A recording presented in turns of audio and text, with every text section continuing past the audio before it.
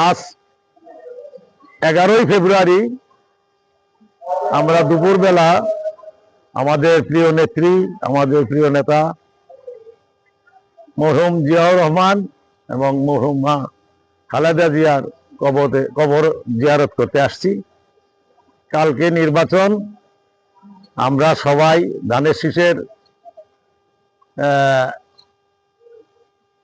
সমর্থনকারী।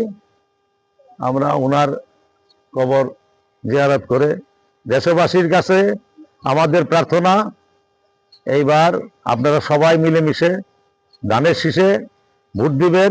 দেশ রক্ষার বিশেষ প্রয়োজনে বিশেষ ষড়যন্ত্র চলছে দেশে, সেই জায়গা থেকে দেশকে উত্তরণের জন্য আপনারা সবাই ধানের শীষে ভোট দিয়ে দেশকে রক্ষা করবেন এবং তারেক জিয়ার হাতকে শক্তিশালী করবেন। সবাই দেশবাসী সবার কাছে আমার